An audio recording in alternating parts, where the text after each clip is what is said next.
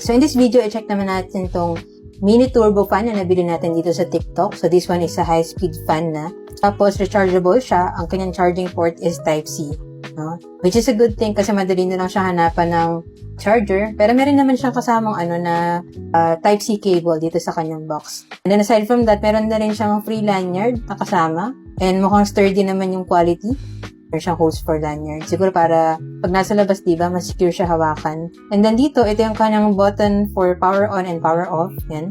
Tapos meron na rin siyang LED indicator light dito para alam mo kung ano yung level ng kanyang air volume. So right now, naka-level 1 siya.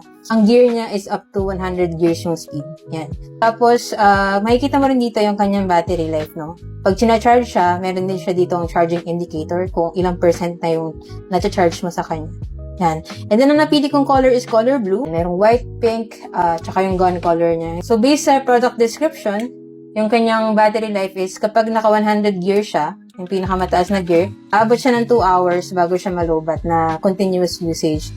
Ngayon, pag ang gear mo naman is hanggang 20, 1 to 20, ganyan, aabot siya ng 10 hours of continuous usage. So, medyo matagal na rin yung kanyang battery life. Kasi nga, 3,600 mAh na siya, di ba?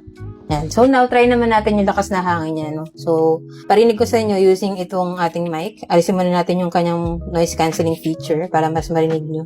Yan. So, yun yung kanyang battery life. Nasa 98% siya ngayon.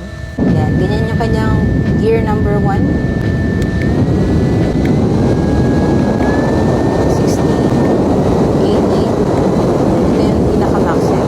Lakas din yung kanyang hangin actually. So, test natin using ditong tissue. Ganyan siya kalakas pag naka-max. Actually, kahit yung niya, yung first gear, malakas na rin. And kung di nyo naman kailangan ng sobrang lakas na hangin, okay na siya.